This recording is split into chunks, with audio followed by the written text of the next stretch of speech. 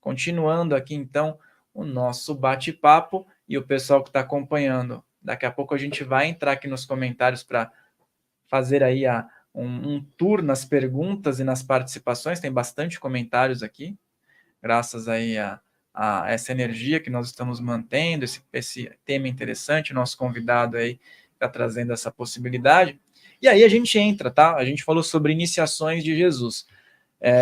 Essa foi uma das iniciações, e também essa humildade dele estar passando por processos não só ligados à espiritualidade, mas também ligados às iniciações materiais, né? As ordens iniciáticas que nós temos aqui na Terra. Grandes seres espirituais tiveram seus gurus, tiveram seus mestres, tiveram seus professores, né? E eu particularmente gosto muito dessa questão da iniciação, dessa ritualística, né? E Jesus teve várias, quando a gente estuda, por exemplo, livros que são ocultistas ou de ordens já específicas, se relata várias passagens por vários lugares, né? Você poderia comentar um pouquinho sobre essas passagens? Existem duas formas de você observar, né? A vida dele num todo, e você identifica várias iniciações, a começar pelo nascimento dele. O nascimento é a primeira grande iniciação. E o que é interessante nas iniciações é que as pessoas podem se espelhar. Ou seja, a vida de Jesus num todo é uma grande parábola viva. Porque toda a vida dele é espelhada na vida de cada um de nós. Nós passamos por essas etapas quando olhamos dentro de um olhar simbólico. E uma segunda maneira é você olhar a Semana da Páscoa. A Semana da Páscoa em si é como se ele cumprisse ali várias iniciações também para chegar ao momento do encerramento da missão pública dele na cruz, né? E pós-cruz também, que ele ainda volta a se encontrar com os apóstolos e tudo mais. Então as iniciações, elas começam com o nascimento de Jesus Cristo, representando a descida da luz crística a esse mundo. Representa para nós, por exemplo, não o nosso nascimento físico, mas representa o momento que nós nos conectamos ao divino também. Então sempre há esse paralelo. Dependendo da literatura, você encontra em passagens como milagres, o milagre da transmutação, da transubstanciação da água em vinho como uma iniciação. É que depende muito da fonte, mas existem fontes que colocam esse momento ainda antes do início da missão pública. Era um casamento, Jesus estava com Maria ali, né? Acho que muitos conhecem essa passagem, e Maria pede esse favor para que ele transubstancie, ou seja, transforme água em vinho. E ele até tem aquela frase que ele fala, não é meu momento ainda, né? E aí ela pede um pouco insistente ali, uma mãe insistente, e ele cede a isso, mostrando, na verdade, o poder dele. Mas isso, quando a gente vai para os evangelhos apócrifos, Farrell, a gente vê que ele tem, por exemplo, o evangelho de Pedro, relata vários milagres dele na infância. Jesus ressuscitou na infância, Jesus transformava barro, ele pegava um monte de barro e transformava em pássaros que saíam da mão dele vivos, voando. Ele tem curas que ele executa. Só que, por que esse evangelho foi ocultado, o evangelho de Pedro?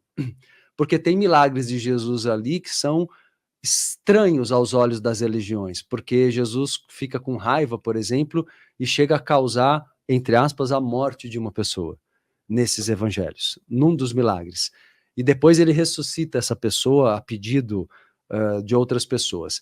Eu acredito não na morte, eu acho que aí é uma questão de tradução. Eu acredito que ele possa ter provocado a catalepsia, que é um fenômeno que aparenta morte e não é. Hoje sabe-se que não é, mas é um fenômeno de catalepsia. Mas ele está presente ali, é um evangelho apócrifo e ninguém pode negar isso.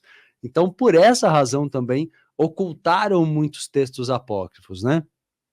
Esse momento do batismo é marcante como uma grande iniciação, como eu expliquei, onde ele se conecta ao Cristo cósmico, que no hinduísmo é chamado de Lord Maitreya, né? Isso é explicado também pela teosofia.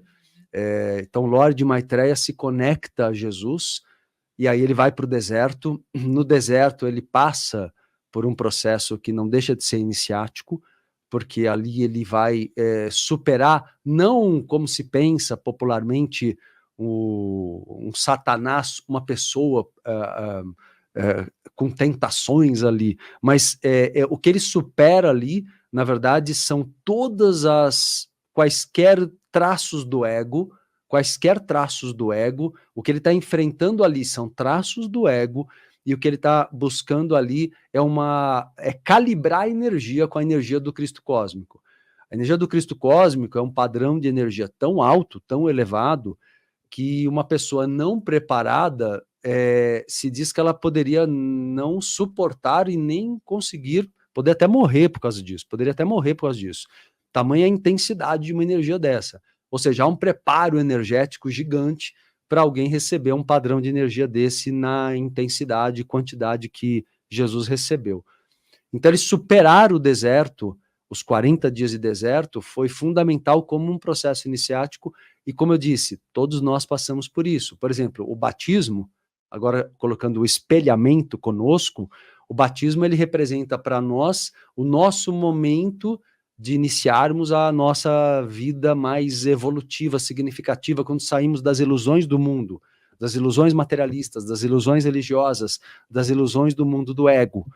E é esse o nosso batismo, né? Nós temos o nosso deserto pessoal, que é a noite escura da alma, né? Um período de superação das nossas sombras, né? Jesus não tinha sombras como nós, assim, para superar. Ele tinha, como eu falei, questões materiais e certamente uma perseguição muito grande, porque um lado negativo, um lado obsessivo, astral, sempre tentou fazer o possível para sabotar a missão de Jesus, né? Isso é nítido durante toda a vida dele. Então, e daí para diante, você tem momentos de milagres, você tem a transfiguração, onde Jesus se vê ali acompanhado de Moisés, por exemplo, de Elias, esse momento que Elias e Moisés aparecem do lado dele para os apóstolos, é uma outra iniciação que representa toda a conexão, a origem dele, representa a tomada de consciência da luz que ele tinha, né, na nossa vida, quando espelhamos esse momento, representa a consciência espiritual, mediúnica, do amparo que nos acompanha, da nossa origem espiritual, nós que não somos da Terra, né? Somos aqui, aliás, Jesus falava isso, eu não sou desse mundo, o meu reino não é desse mundo, né? E, na verdade, o nosso também não, principalmente quando nós nos conectamos verdadeiramente à nossa essência divina.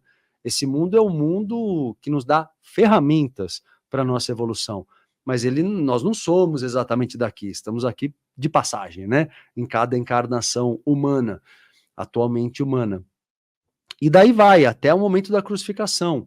A crucificação ela é o momento que termina a conexão de Jesus com Cristo cósmico. Se você gostou desse corte, lembre-se de deixar seu like, de se inscrever nesse canal e fortalece nosso canal principal, porque todos os cortes vêm dele. Se inscreve no canal oficial Filhos do Todo e o episódio completo está aqui na descrição. Pael Molina falando, um grande abraço.